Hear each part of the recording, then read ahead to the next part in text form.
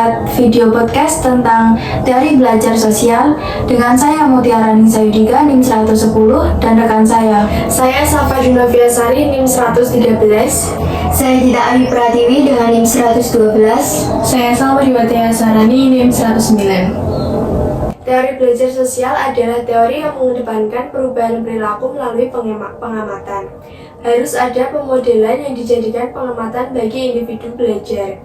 Teori sosial sama dengan teori pemodelan, merupakan pengembangan dari teori belajar behavioristik yang menekankan perubahan perilaku. Menurut Vieda 2020, teori belajar sosial adalah teori yang menekankan perubahan perilaku sosial melalui proses mengamati dan meniru orang lain.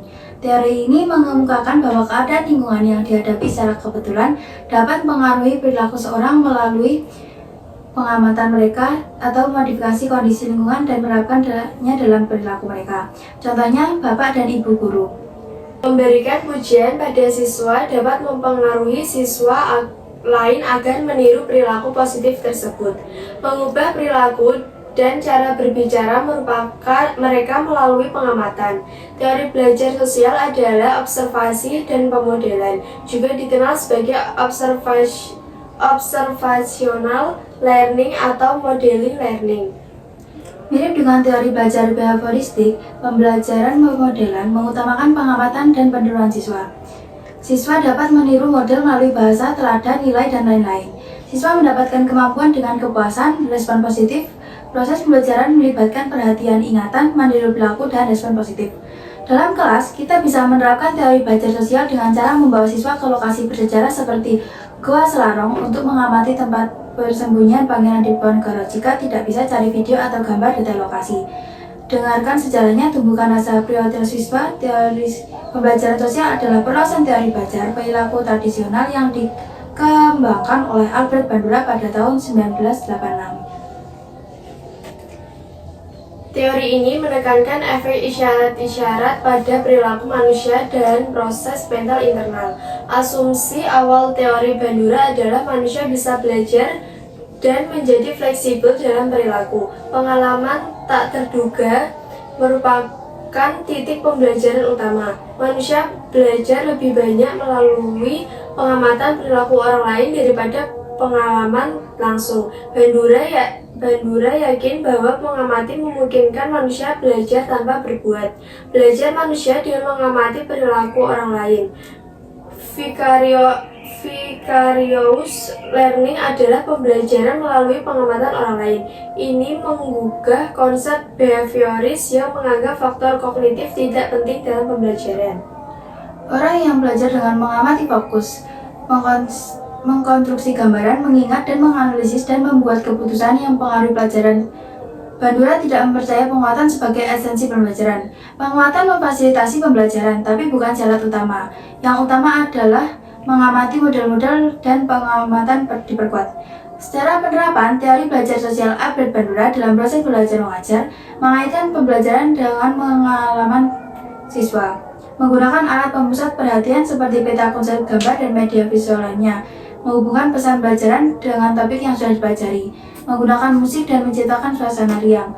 Penyajian materi dapat bervariasi dengan teknik yang berbeda.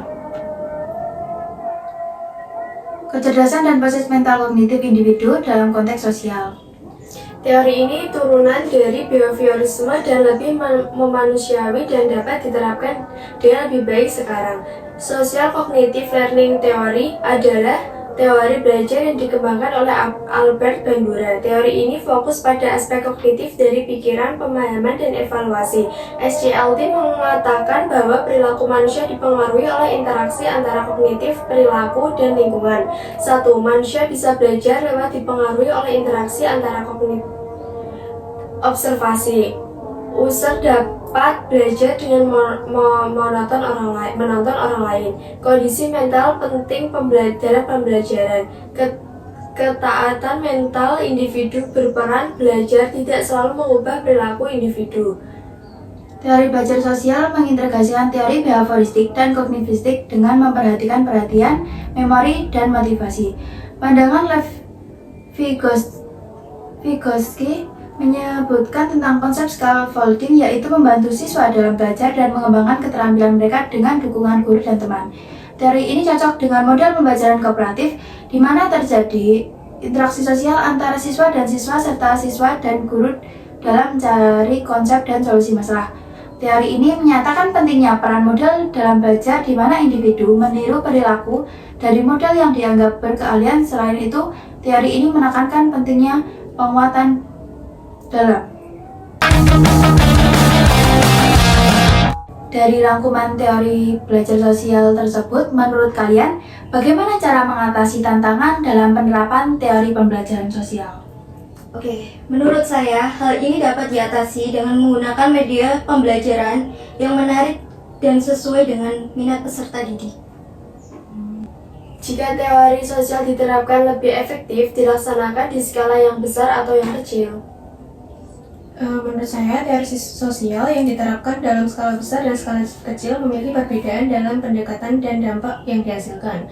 Berikut adalah beberapa perbedaan utama antara keduanya. Jika skala besar, teori sosial dalam skala besar membahas perubahan sosial yang lebih signifikan dan melibatkan beberapa aspek masyarakat seperti perkembangan teknologi dan pertumbuhan ekonomi. Yang kedua, perubahan besar memberikan dampak yang dirasakan oleh masyarakat dan dapat menciptakan perubahan cepat atau revolusi. Dalam skala besar juga, lebih banyak individu yang terlibat dalam interaksi sosial dan perubahan yang terjadi. Sedangkan di skala kecil, teori sosial dapat membahas perubahan sosial yang lebih kecil dan terfokus pada interaksi individu dan grup yang lebih kecil. Lalu yang kedua, perubahan kecil tidak berpengaruh secara langsung pada masyarakat dalam skala yang besar. Dalam skala kecil juga, lebih banyak individu yang terlibat dalam interaksi sosial dan perubahan yang terjadi, namun dampaknya dapat lebih terbatas dalam waktu dan ruang. Misalnya, perubahan sosial dalam skala besar seperti perkembangan teknologi dan pertumbuhan ekonomi dapat mempengaruhi semua aspek masyarakat, memberikan dampak yang lebih signifikan. Namun, perubahan sosial dalam skala kecil seperti perubahan dalam perilaku individu atau kebijakan grup yang lebih kecil mungkin tidak memiliki dampak yang sama dan mungkin hanya mempengaruhi beberapa individu atau grup yang lebih kecil. Dan menurut kalian, bagaimana cara penerapan teori sosial? Teori sosial, khususnya teori belajar sosial, dapat dilakukan melalui beberapa cara. Berdasarkan sumber yang ditemukan, berikut adalah beberapa cara penerapan teori belajar sosial. 1. Memberikan pertanyaan-pertanyaan ketika proses pembelajaran berlangsung. 2. Melakukan latihan pada setiap materi yang diajarkan. 3. Memperhatikan sejauh mana siswa memperhatikan perilaku. 4. Menciptakan representasi yang baik mengenai perilaku yang diinginkan. 5. Memberikan kesempatan bagi siswa untuk mencontoh dan meniru perilaku, sikap, atau reaksi emosional yang diinginkan. 6. Menekankan pentingnya mengamati, mencontoh, dan meniru perilaku, sikap, serta reaksi emosional orang lain.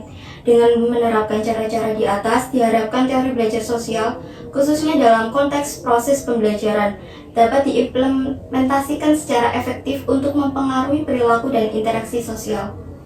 Lalu, apakah teori belajar sosial dapat diinterpretasikan dalam strategi pengajaran yang inklusif, dan kalau bisa, itu bagaimana caranya? Menurut saya, teori belajar sosial dapat diinterpretasikan dalam strategi pengajaran yang inklusif dengan memperhatikan pentingnya pengamatan, permodelan, dan interaksi sosial dalam proses pembelajaran. Ada beberapa cara penerapan teori belajar sosial dalam strategi pengajaran inklusif. Yang pertama, ada pemberian perhatian, yaitu guru perlu memperhatikan sejauh mana siswa memperhatikan perilaku yang ditunjukkan. Yang kedua, pemberian representasi yang baik. Guru perlu menciptakan representasi yang baik mengenai perilaku yang diinginkan. Lalu yang ketiga, dan memberikan kesempatan untuk mencontoh dan meniru perilaku. Siswa perlu diberi kesempatan untuk mencontoh dan meniru perilaku, sikap, atau reaksi emosional yang diinginkan. Dengan menerapkan strategi ini, guru dapat menciptakan lingkungan pembelajaran yang inklusif, di mana setiap siswa memiliki kesempatan untuk belajar melalui pengamatan, permodelan, dan interaksi sosial sesuai dengan prinsip-prinsip teori belajar sosial. Sekian video podcast dari kelompok 5 tentang teori belajar sosial. Bila ada kurang lebihnya, kami mohon maaf. Wassalamualaikum warahmatullahi wabarakatuh.